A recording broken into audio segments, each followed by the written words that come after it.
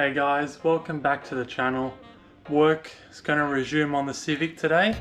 Going to finish off the oil cooler install from last time and install an oil pressure gauge today. This is super important for your car because the factory oil pressure switch only usually registers anything below 5 to 10 psi, but that's really not enough pressure to rely on that small gauge on the dash.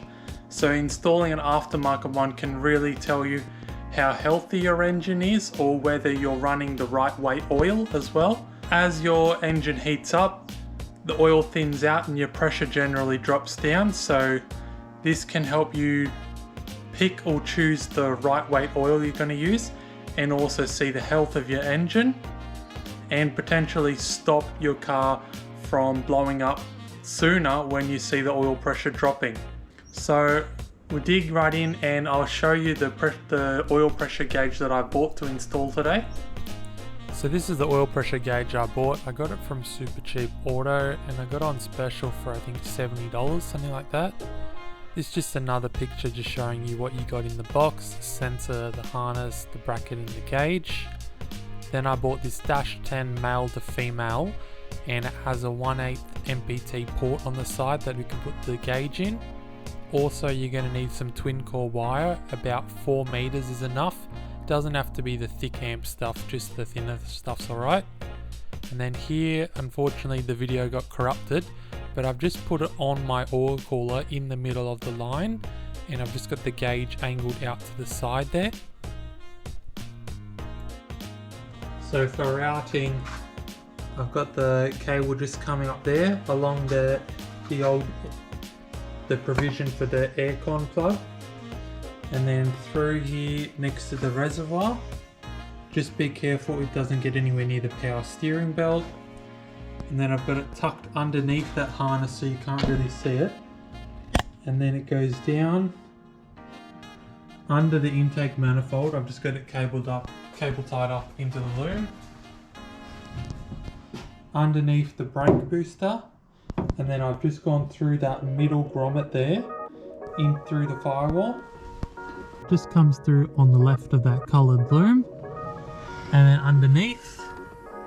And then I've just got it tucked up underneath the steering column here, so it's nowhere near your feet pedals. You can see I've got my other wire here from when I did the water temp gauge. And I've just got the loom sitting here, what's left of it. I'll then tuck it through and then cut it to length when we're ready to do the gauge. Now I'm just going to remove the center console and make a provision for another gauge to go in. So now I'm just taking the shift knob off and undoing the 2 screws in the middle there that attach the front shift part to the back where the handbrake is, and then just move on to the front. In my case, because I've done the EK center console conversion, I've just got 2 screws that attach to the original dash there. Then just unplug your gauge if you have a gauge or anything. Then you just got to take these 2 screws off the left and the right, and the cubby in the middle will come apart where I've actually got my old gauge there. Now I'm just undoing my panel just to get access to where I'm going to install the new one.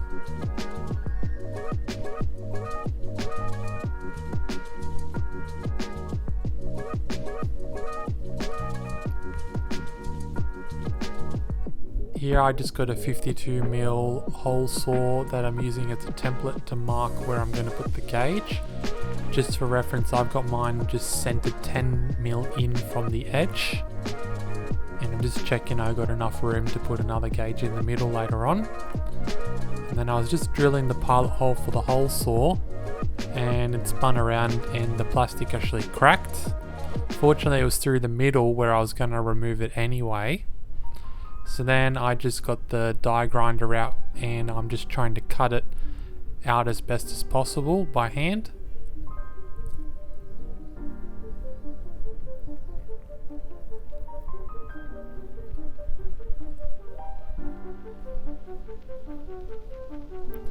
Then I'm just moving on to the bench grinder just because it was a bit easier to tidy up and shape the rest of it.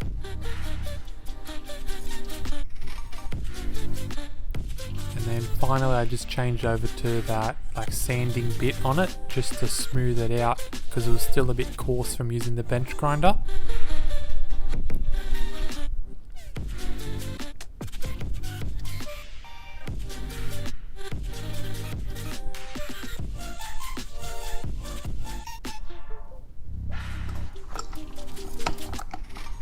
And of course the first time it didn't fit, so you just have to go back maybe a couple of times just to tidy it up till it fits in there perfectly. And then just finish it off, just showing you what it looks like.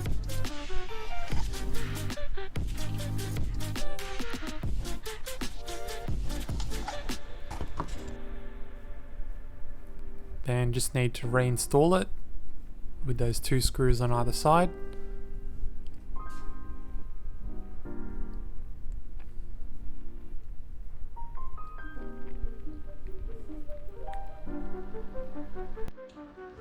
With the sensor, once you've installed it, there's 2 nodes on the back of it that you need to connect your twin core wire up to.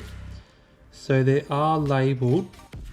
One has no label, and that is the sensor output, or the red wire in my case, and the ground, which is labeled WLG ground.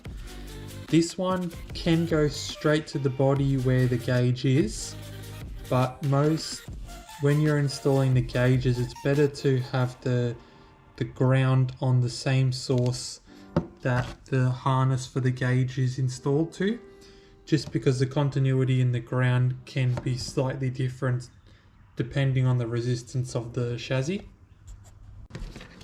In terms of wiring up the pigtail that goes into the back of the gauge, I've just put the crimp terminals on already in preparation.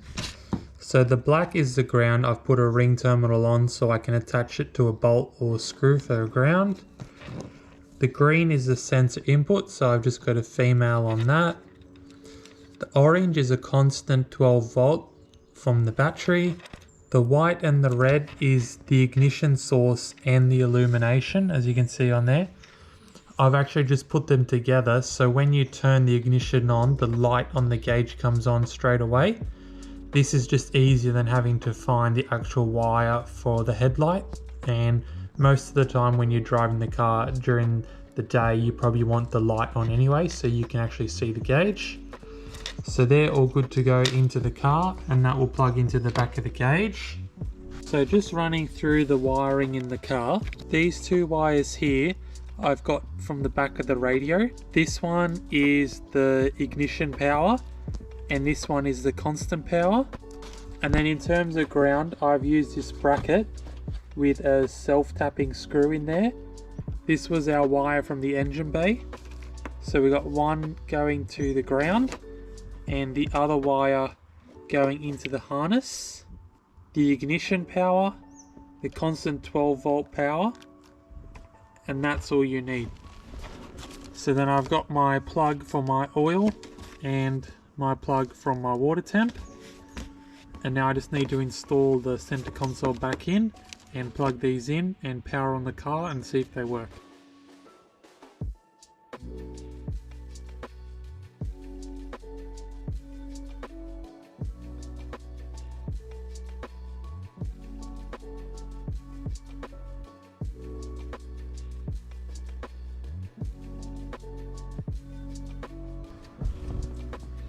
There we go, get the gauge powered on and we can see the light.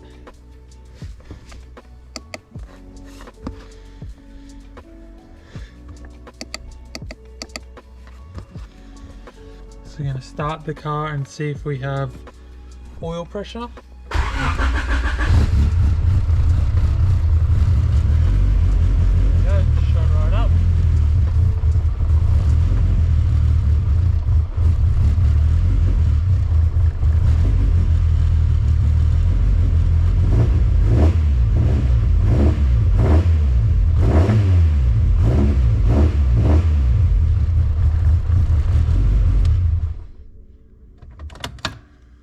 Alright guys, it's another day. I realized that I didn't film an outro clip for this video. I'm really happy with how it turned out, and it was pretty easy, especially using that AN adapter that went on the oil cooler. The only disappointing thing is that the sensor that comes in that kit is quite big, so you need quite a large area to actually fit it.